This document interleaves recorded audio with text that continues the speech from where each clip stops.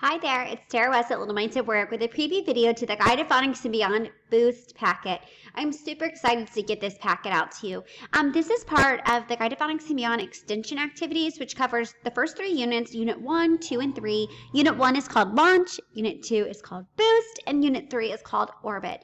This is a set of 20 activities, kind of really varying in style and approach, to offer you additional activities for the unit. Now, a lot of times, especially in kindergarten, you'll have students at the CVC level for an extended period of time, longer than what the unit is designed for. So you're going to want to have plenty of material, routines that you can easily pull out at your small group table, centers for them to use all year. You really need a lot more material. So that's what this pack is going to offer you.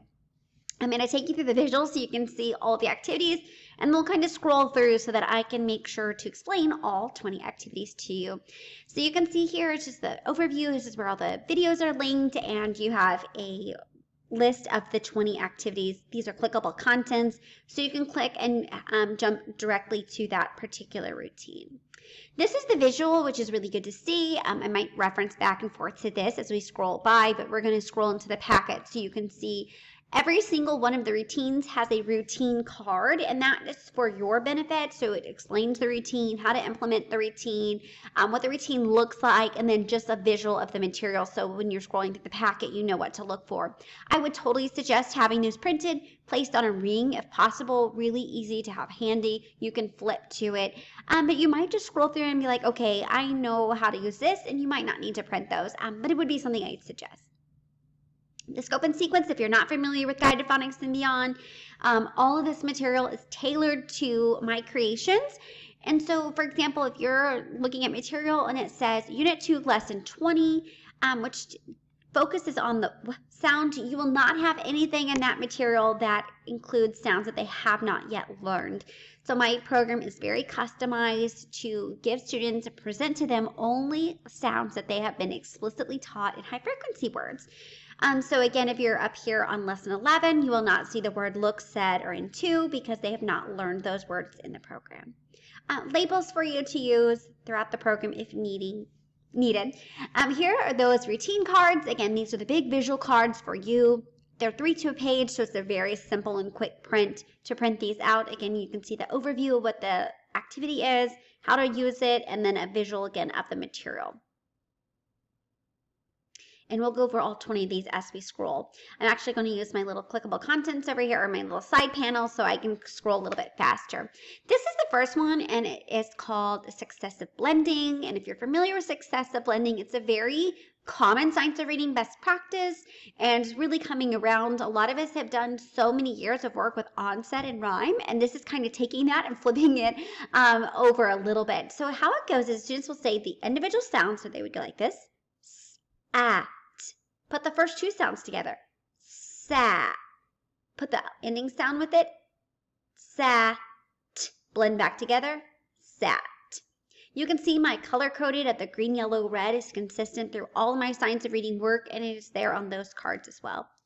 These cards are designed for continuous blending. However, you do not have to use them for continuous blending. These could just be overall blending cards. And continuous blending, you're just going to drag those sounds. So, add. And that's helping those, especially for those students to go something like add, dad, add, sap. And you're like, nope, that's not what the word was. So continuing those sounds really helps them keep it kind of melted together. These are the guided sentence strips. I'm going to have to remember now what every activity is called. Guided sentence strips. And you can see that the regular words are in black. There are no dots for them to decode those. But anything that is decodable has the dots down there just to kind of remind them of the sounds. And there's, of course, a dot for each sound.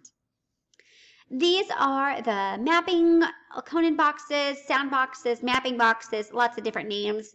These are special, of course. They have those dots on there with the color-coded. These are word lists that go along with my Guide to Phonics and Beyond. These are lifesavers to just have. Again, that scope and sequence is spiraling through here, so you don't have to make up your own words. You can use these for the explicit activities that I mentioned, but you can also just have these printed, placed on a ring, and just have it on hand. You have 10 minutes left and you want the kids to practice spelling words on their board or coming up to the interactive board. You want words for them to map or to dictate, whatever it might be. These words will be perfect if you do assessing, whether it's like a semi-type of spelling assessment or spelling inventory, whatever it might be. You can use these words and know that you have them on hand. This is a newer map that I have created, and the new component of this is the students are building the words, and I have their letter cards, so they're going to say it. So if the word is cat, tap it, at, map it. They would need some type of manipulative to map those sounds, and then build it is a new step, and so they have the letter cards they would build. I love these building cards with the little sound icon on there just to kind of help. And then, of course, the last step is to write it. These are sentence expanders. Some of you call them sentence pyramids. Again, aligned to the program, there are a lot of these. So again, when you're prepping, you don't have to print all of them. The lesson number will be down here. So you could prep 5 lessons at a time or half of the lessons. Also know that I give you a lot of material. You don't have to print it all. So the sentence expanders are great. You can place them on a ring. Something's kind of designed for a ring. I have this little cute card that goes to the front, but you could also just leave these loose. Word chains are, of course, a staple for science of reading, and of course, they're already embedded in Guided Phonics and Beyond. However, it's very likely, again, that you'll have students that need extended time on lessons, so you can come back and use these word chains. Again, you have extra time, or you don't want to go grab your small group lessons, you want to use these cards for whole group, whatever it might be. So this is going to tell you what letters are used, just in case you're wanting to use physical letters like magnets. They have their word, what they're going to change it to, change it, and it bounces across there like that. Phonological awareness / phonemic awareness. What I did with this was knowing, again, students are going to be in Unit 2 an extended time. It's likely that some of these students need more time with work from Unit 1. So what I did was embed a lot of routines from Unit 1, clapping sounds, a lot of rhyming I brought back over to Unit 2, knowing that those skills still need to be spiraled, that they might not be completely ready for the Unit 2 phonemic awareness drills. Dictation, again, is already embedded in Guided Phonics and Beyond, but again, you might need more. We really can never have too many of these science of reading best practices. So up here it says, I will say the sound, you will write it, and I do have paper here for you. If you want to use my paper, words, and then a single sentence. Mapping routines, again, that's embedded in Guided Phonics and Beyond, but we can never have too much mapping, so listen and repeat the word, tap the sounds in the word, map the word, and then I do have these little sheets if you'd like to use. This is something I call in here vowel discrimination. Now, I could have picked any vowels, but the I and the eh sound is very common for misunderstandings for students. So this is kind of a sort. And basically, it's having that visual to think about, like, where is my chin? Am I grinning? Is my chin dropping? For those two sounds, and you have picture cards. Now, just a little note, the word is typed up here for you, but I put it up in that corner, so if you're holding the card with your finger, you could cover it, of course, so the students can't see that. These are comprehension strips, so just reading it and they're clipping or covering it, discussing with you. We do want to work on comprehension, and when students need very low decodable workload, something like this, it's kind of hard to get them to show comprehension when they're reading a single sentence, so this is a way to do that. These are vowel routines, so these pair with vowel sticks. Again, that's something embedded in Guided Phonics and Beyond. It's in the original lesson plans. A lot of teachers are using my quick lesson guides explicitly, so this kind of helps them to bring in those vowel sticks. They're just reviewing the vowels, and they're holding up the stick for each of the words that you're going to read. These are vowel identification cards, so they're saying the picture, and then they're going to identify the vowel. Again, students are at different levels at different times for these activities. That's obviously a higher order skill, but this could be for students that are kind of breezing through Unit 2 and you just want to kind of even challenge them. There are decodable passages in there, of course, some decodable drill mats. And these are whole word reading cards, so this is something brand new to my Guided Phonics and Beyond. And this really popped up with just kind of my personal experience of working with my niece. She's a pretty fluent reader in first grade, but as she was doing model lessons for me, I noticed she was sound by sound reading everything. And I was like, wow, she knows how to read Elephant and Piggy. Why is she sounding all these words out? She can just read them.